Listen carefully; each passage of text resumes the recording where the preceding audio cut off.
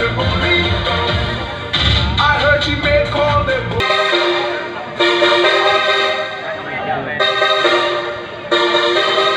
of the people happy. Oh, she don't care about the rest at all.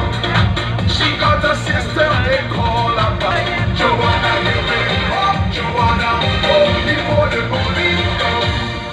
I heard Joanna, money come. I'll give it up, Joanna, give it.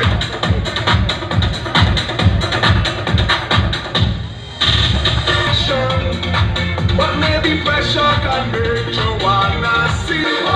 Joanna, give it up, Joanna, give it up, Joanna, money come. I'll give it up, Joanna, give it up, Joanna, money.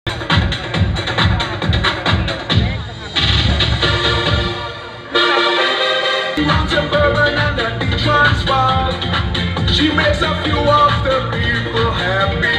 Oh, she don't care about the rest at all. Joanna, give it up, Joanna, give it up. The phone and game she play is dangerous to everyone. Give it up, Joanna. So show me that you understand I like it.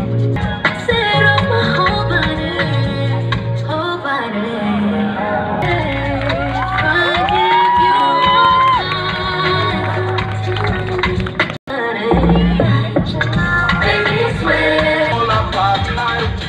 Keeps a brother in a subjection.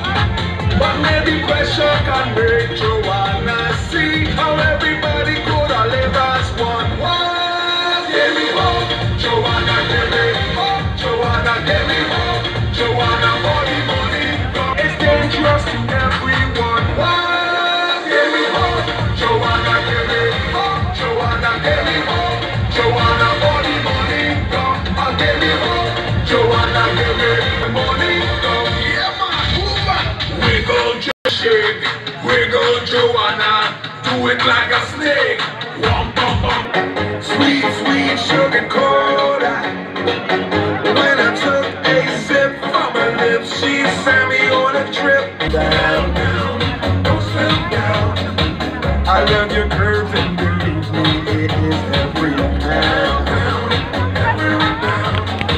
Stop your dying, come on, do it for me. Do it for me. I love when I took a sip from her lips, she sent me on a shy, don't be shy. Why, wondering why. Show me all that love you round, 'cause you're so sexy. Oh yeah, she is. She tastes like cola, sweet, sweet sugar cola, it's like cola, in a song, because she takes. Bilang chairman ng Sikap Bulacan, sakripisyo talaga ang pagkakaroon ng isang samahan ng LGBT. Bukod sa pagbibigay buhay sa samahan, ito ay karagdagan din sa pag-angat sa ating bayan dahil hindi naman lingid sa karamihan sa lahat na ang LGBT ay hindi pa rin ganun katanggap ng ating community. So hopefully, sa mga activity na ginagawa namin ay masimulan, makapag-start na rin na tanggapin ang buong LGBT community dito sa ating bayan. Hindi lang dito sa ating bayan, kundi sa buong Pilipinas na rin. Muli, ito ay isang napakahalaga. Hindi ko ito inaasahan kasi sabi niya kasi magtatalit daw siya. Ito pala yung special award. Hindi lang para sa akin, kundi para sa amin lahat. Hindi lang ito para sa akin. Maraming salamat. Memories of 2019. On the beacon about life and I'm locked in. Great girl, soft skin, and we both down just to ride in the moment. I knew from the first time, I stayed for a long time, 'cause I like me better when I'm with you.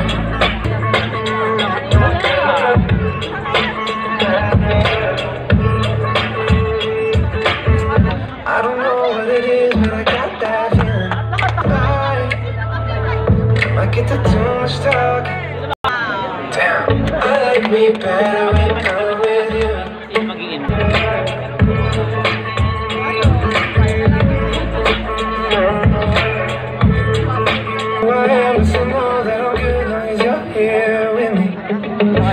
drunk and in love in New York City.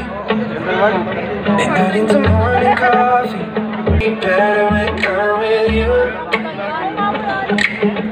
I knew from the first time I stayed for a long time.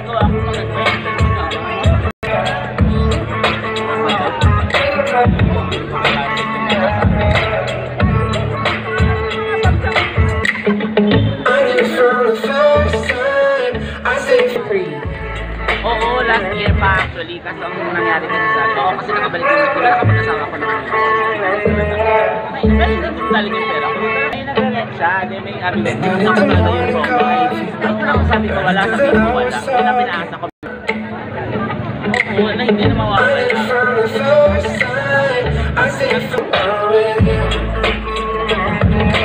Maniwala sa kanya lahat naman iniwala. Alam mo nang galing sa ano, sa pinggan na Might get to too much talk. Might have to tell you something.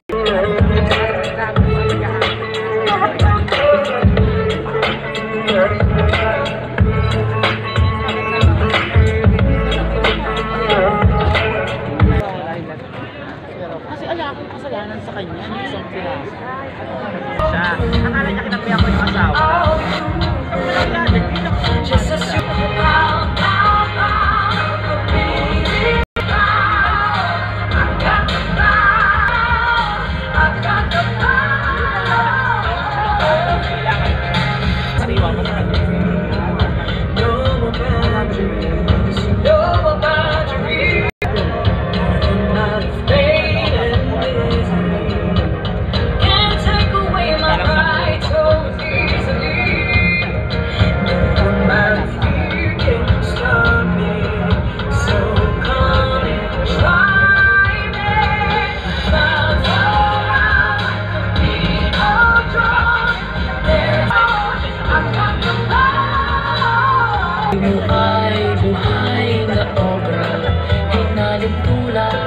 kay Maria Clara.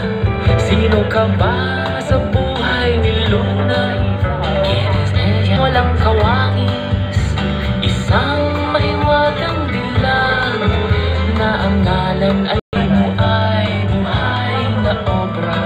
Hinalin tulad kay Maria Clara. Sino ka ba sa buhay ni Luna?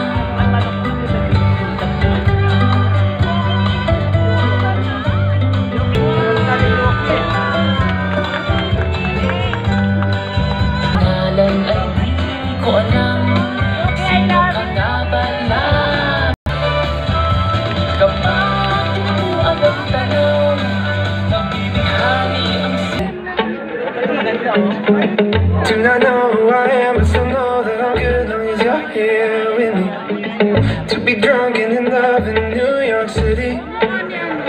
Midnight into morning coffee. Burning through the hours talking. Damn, I like me better when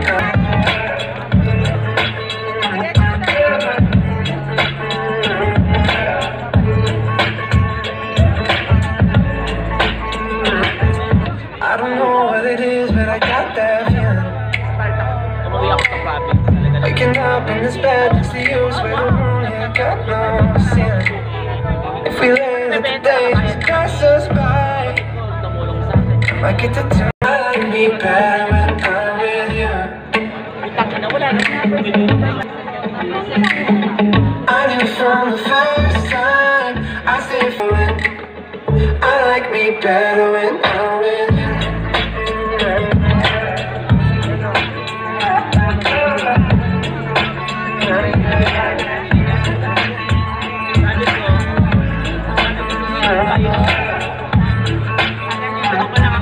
Here with me, stay a while, stay a while, oh. Stay a while, stay a while, stay here with me, stay here with me. I like me better when I'm with you.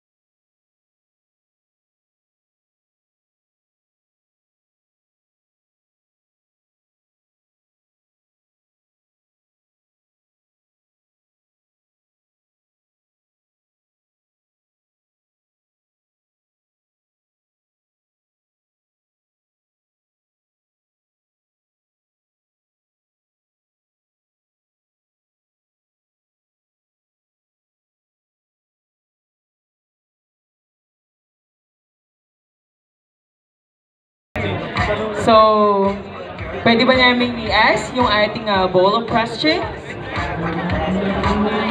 So, let's begin with our candidate number 1. Anong klaseng panahon ang mas gusto mo? Tag-ulan o tag-araw? Bakit?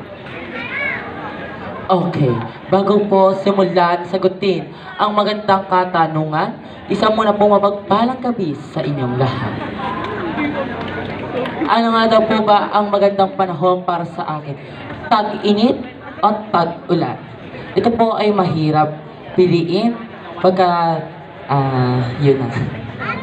Pero mas pipiliin ko po ang tag-init. Bakit ho kamo? Dahil sa tag-init, parang akong pinipiritong bakla. Charis.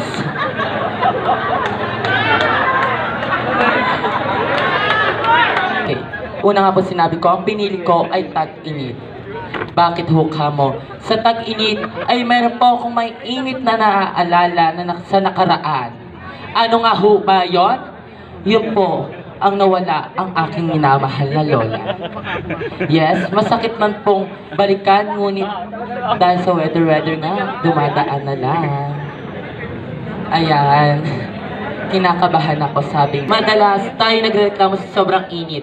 Dahil sa tag-init, nagkakaroon po tayo ng family bonding. Nagkakaroon po tayo ng outing with family. Happiness with family. Yan po. Nagkakaroon tayo ng time management with family dahil sa panahon ng tag-init. Yun lamang po at maraming salamat. Thank you. Hey, isang bagay mo mapapasaya ang sarili mo. Mga kaibigan, sa anong bagay ko lang ba mapapasaya ang aking sarili? Isa lamang po ang bagay na naisip ko. Mga kaibigan, ang makita ko lamang po nakangiti ang aking mga magulang ay isa na pong lubos sa kasiyahan sa aking buong pagkatao.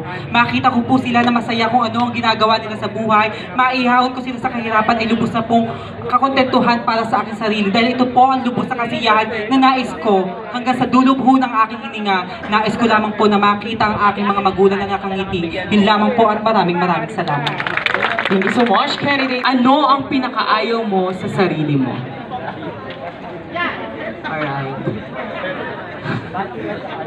Ano daw po ba ang pinakaayaw ko sa sarili ko? Ayon, nawawalan ako ng kumpiyansa sa sarili. Ayon, ay nawawalan ako ng pag-asa kung paano ba ako matanggap ako ng mga taong nasa paligid ko. Ngunit naniniwala po ako na meron tinatawag nating liwanag na kung saan magbibigay sa atin ng bukas na kaisipan na sa bandang huli, kaming mga bakla ay patuloy ninyong matatanggap at higit sa lahat, bibigyan niyo ng buwan sa aming mundong ginagalawan. Maraming salamat po. Thank you so much, candidate. Kung maikli ang buhay ng isang tao, paano mo ito gugugulin?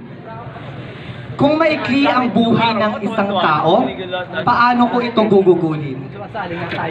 Sa totoo lamang, hindi ang buhay. Bagkus, ito ay mahabang proseso. Dahil araw-araw sa tuwing paggising natin ay bagong pag-asa at bagong buhay. Hindi ito maiksi, ito ay mahaba. Kaya dapat ay gamitin natin ito sa katama-tama, karapat-dapat. Gawin nating makabuluhan ang ating buhay sa araw-araw. Mag-aral tayo, magtrabaho at magpakasipag. Nang sa gayon ay umunlad tayo, hindi para sa ating sarili, bagkus para sa mga mahal natin sa buhay. Sabi nila, you only live once. No, you don't live once. You die once. So habang nabubuhay ka, gumawa ka ng tama sa buhay mo. Nang sa gayon pag namatay ka, matatandaan nila na itaging isa kang mabuting tao sa kanila. Thank you so much. Thank you so much. Gaano ka-importante ang pagiging kontento? Contentment. How important it is in our life or in the world? Well, technically, I want to be specific and straightforward. Contentment is just a word, but it never exists in the world. Hindi natin maa-apply sa buhay natin ang pagiging kontento because nature ng tao ang nagsastrive harder. Tumutuloy ang kanyang buhay dahil meron tayong gustong ma-achieve. Hindi matatapos ang isang pangarap natin pag nakamtan na natin ito. Dahil pag nakamtan na ito, gusto pa natin ulit mangarap ulit. Continue living and continue dreaming. I think contentment is important in the last part of our lives. When we were about to face God, that's the time that we can say that we are contented. Thank you. Thank you so much. Kaya mo bang ipagpatuloy ang buhay kung wala kang cellphone? Maraming salamat po. Ang katanungan ko ay ganito. Kaya kung araw po pang ipagpatuloy ang aking buhay kung wala ang cellphone? Definitely yes. Why? Ang pinakamahalaga dito sa ating mundo ay ang ating buhay. Na kung saan habang nabubuhay tayo, marami tayong gawin. Kuha tayo ng mabuti sa ating kapwa. Mahalin natin ang mga taong nagmamahal sa atin. Pahalagahan natin ang mga taong nagpapahalaga sa atin. Dahil dito sa ating mundo, masyado na po tayong nagiging addict sa paggamit ng social media. Na minsan hindi na nagiging maganda para sa atin. May mga kabataan na konti mabasa lang sa Facebook o internet, sila nadidepress. Correct! Di ho ba? Kung kaya't ang buhay natin ay i-focus natin sa pinakamasayang bagay. At yun ho, ay ang kilalanin natin ng dakilang Poong lumikha. Dahil dito sa ating mundo, kung kilala natin siya, kailanman hindi tayo talo. Salamat! Thank you so Ano ang namimiss mo sa pagiging batang musmos? Ano nga daw po ba ang namimiss ko sa pagiging batang musmos? Simple lamang po, yung mabuhay ng totoong masaya. Dito sa mundong ginagalawan habang lumalaki tayo, mas nagiging mahirap ang buhay. Mas nagiging kompetensya. Mas nagiging mabigat sa loob. Nung bata pa lang ako, lumaki ko ng walang magulang. Pero totoo akong masaya. Kasi wala akong iniintindi. Walang bayarin, walang pinapakain, at higit sa lahat, walang pinapatunayan sa sarili. Pero habang lumalaki tayo, lumalaki ang kompetensya, lumalaki ang dusa, lumalaki rin ang bills sa totoong buhay na. Kaya ang namimiss ko yung maging totoong masaya. Sabi nila, sabi ng mahihirap, masaya sana ako kung marami kong pera. Pero hindi po ako nagmamayabang. Galing po ako sa hirap. Galing po ako sa putikan, pero naghirap po ako ng walang katuturan, hindi po. Lahat ng pinaghirapan ko ngayon, lahat ng meron ako ngayon ay ginapang ko. May sarili kong bahay, sasakyan, anak, at asawa. Ngunit, meron din po akong malaking pera, pero hindi ako totoong masaya. Bakit?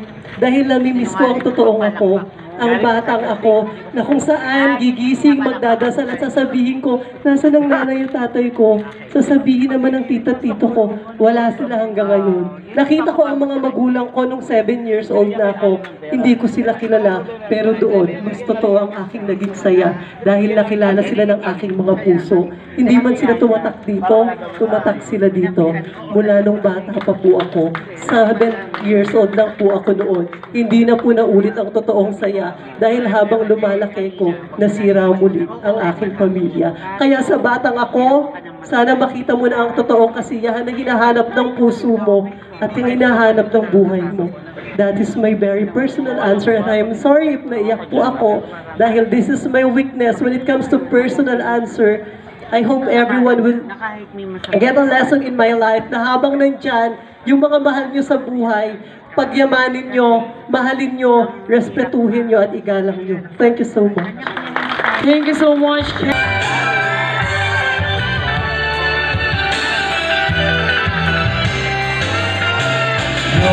The clothes down through my veins, I feel the chill inside. Your love,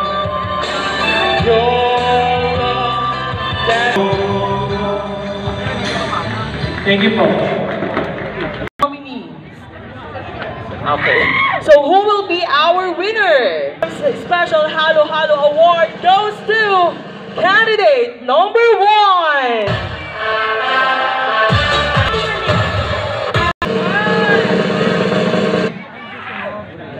Okay, so this award is given by Elmer.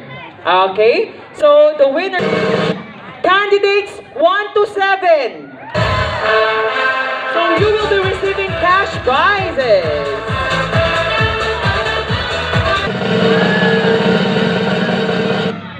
Candidates 2 and 5.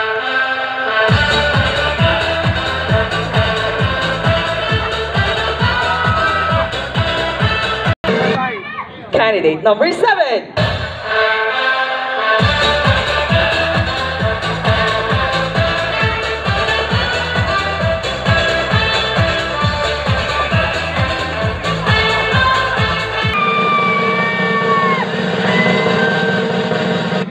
Candidates 2 and 6.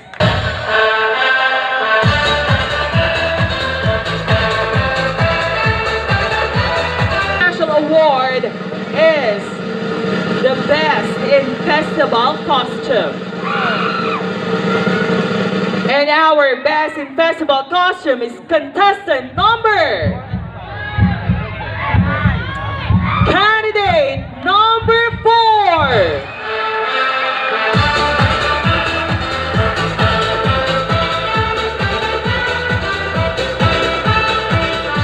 She will be receiving a sash. Now, our next candidate number. Candidate number 5.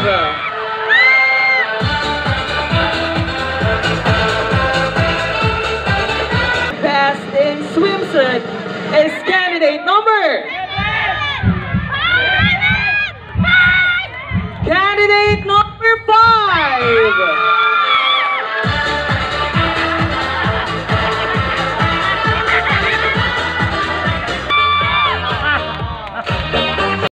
And our best in evening gown is candidate number. Candidate number 7.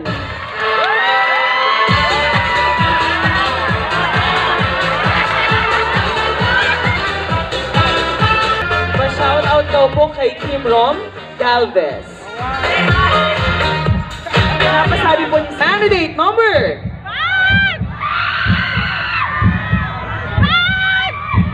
Candidate number 2, Miss Byron Mariano.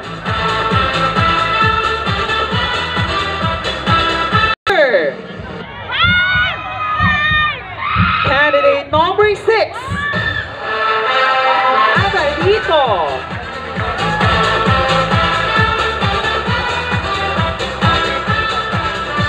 You are candidate number 4.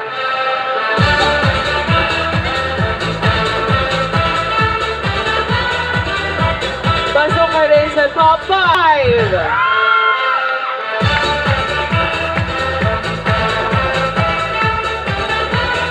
You are. There you go, our top 5 for tonight. And of course, to the rest of our girls, thank you so much for joining. Karamihan sa Philippine Festival ay nakaangkla sa relihiyon, lalo na sa Katolisismo. Paano mo hihimukin ang mga Filipinong hindi Katoliko na makiisa sa isang pagdiriwang na ito? Do you want me to repeat? Okay. Hihimukin ng isang hindi Katoliko na makiisa sa mga nagaganap na piyesta sa bawat bayan at barangay. Mga kaibigan, ang kasiyahan po ay para po sa bawat isa. Iglesia ka man, Muslim, o anumang relihiyon ang nakaano sa iyong pagkatao. Ang kasiyahan po ay para sa isa, ay para sa lahat. Naniniwala po ako na kapag sinabi po nating festival, ito po ay ang tayo ay nagiging masaya. Sa salitang saya pa lamang po ay maaari ko na po silang mahikayat na kung saan isa man po sila iglesia o hindi man po sila katoliko, kapag sinabi po natin na tara dito, maaari kang sumaya, ay maaari na silang sumama. Dahil ang buhay ho natin ay minsan nakakaramdam tayo ng lungkot. Ngunit kung isang tao, hindi man po siya katoliko, ay hayain natin sa kaligayahan, ito ay sasama. Maaari natin silang mahimok na kung saan sa kalungkutan na iyon ay maaaring mapawi. Kaya nga po naniniwala po ako, katulad po nito ganitong patimpalak po, may ginagana po tayong pesta. Marami po nanonood sa atin ng hindi po katoliko, ngunit na tumatawa at naging masaya po sila kahit sila po ay hindi katoliko. Maraming salamat po. Of Bulacan. What industry will you develop that you think will greatly help in the development of our province? Why? Okay, I'll repeat the question. If you are to become the next provincial governor, what industry will you develop that you think will greatly help in the development of our province? Why? May Tagalog po ba nito? Magiging gobernador sa bayan ng Bulacan, siguro ho, ang aking isasaalang-alang at ang aking ipupursu, yun ho ang pag-aaral. Dahil dilingit sa ating kaalaman na marami pong kabataan ang nakukulangan sa kaalaman, na kung saan kailangan mag-focus tayo sa kaalaman, sa edukasyon, nang sa ganon, ang mga kabataan at ang mga sumunod na henerasyon ay hindi maging mangmang upang ipagtanggol ang kanilang sarili at ang kanilang buhay dito sa ating mundo.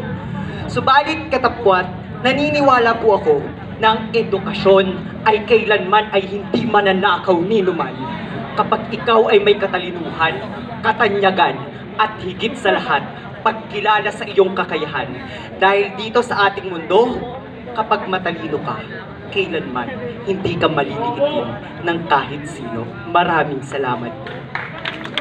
As a person, what can you do in order to alleviate the increasing problems of fake news? What can I do to prevent the increasing rates of fake news, especially here in the Philippines?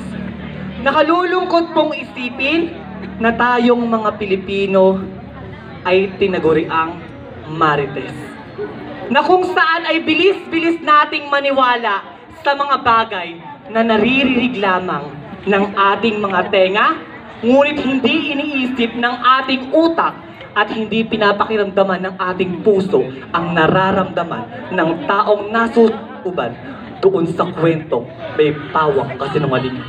Paano nga po ba natin maiiwasan ang fake news? Simple lamang po.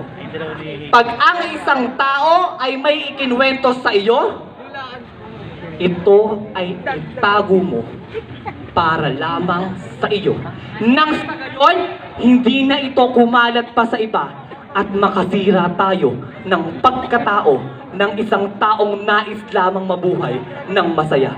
Dahil hindi natin mababali ang katotohanan na minsan dahil sa fake news, may isang taong kikitilin ang kanyang buhay dahil sa kahihiyan, takot na kanyang nakuha dahil sa isang balita na maaaring makasira ng kanyang buhay. Palagi po nating pakatatandaan na maging mabuting tao tayo, hindi lamang para sa ating sarili, bagkus ay para sa iba, nang sa gayon makita ng Diyos na tayo ay may bukal na puso na handang magmahal para sa iba. Maraming salamat po. Moral value do you think we Filipinos are we forgetting nowadays that you think we need to practice again, and why?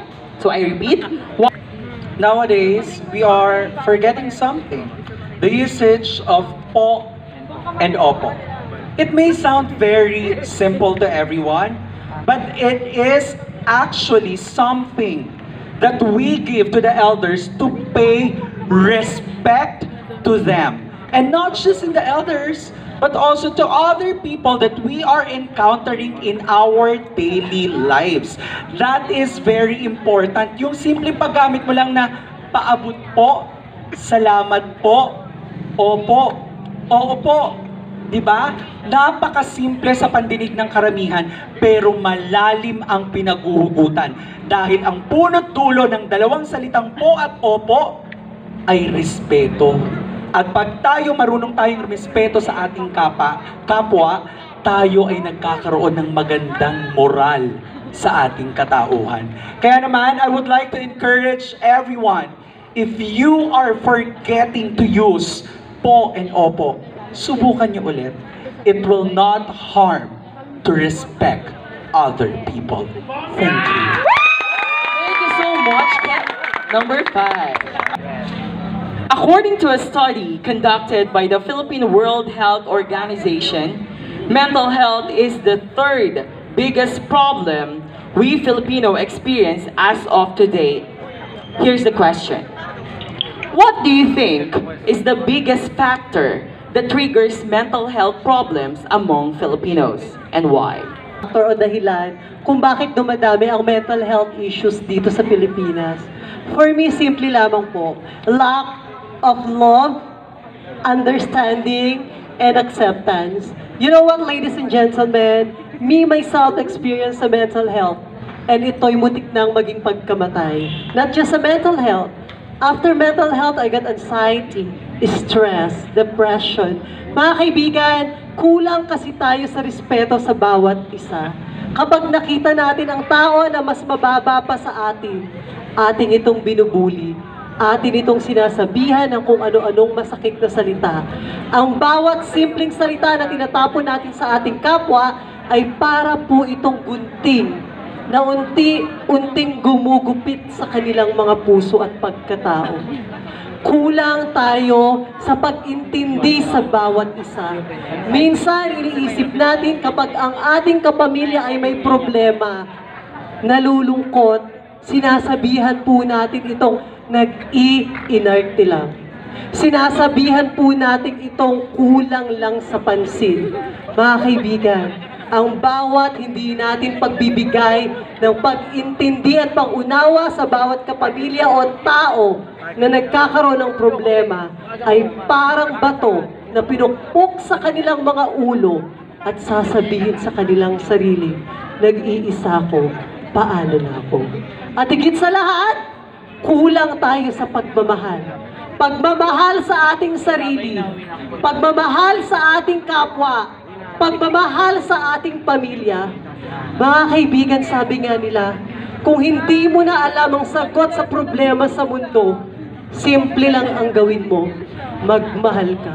Dahil walang mali sa pagmamahal, walang talo sa pagmamahal.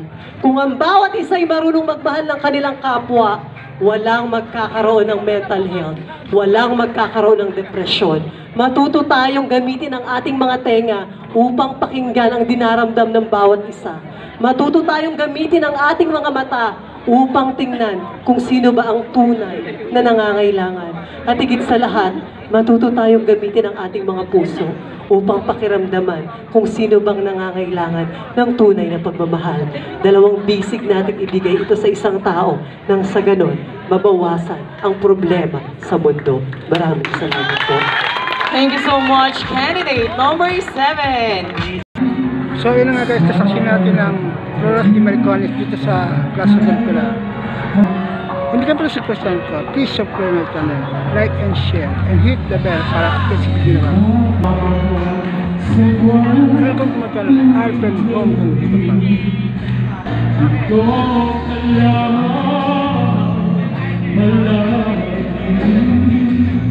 We're going to announce our second runner-up.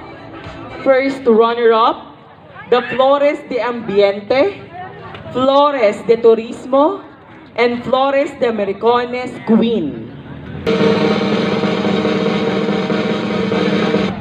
To be received goes to candidate number 6.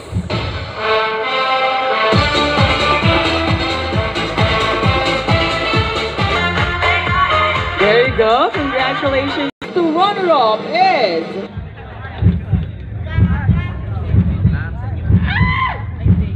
candidate number 2. She will also be receiving a sash, crown, sash. Still have 3. Our Flores de Ambiente goes to candidate number Candidate number 4.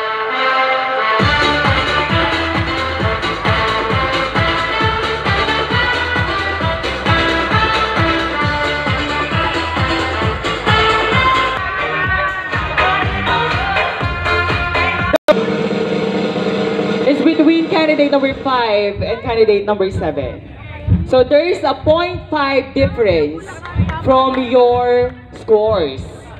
That's a that I'm going to announce is the Flores de Turismo.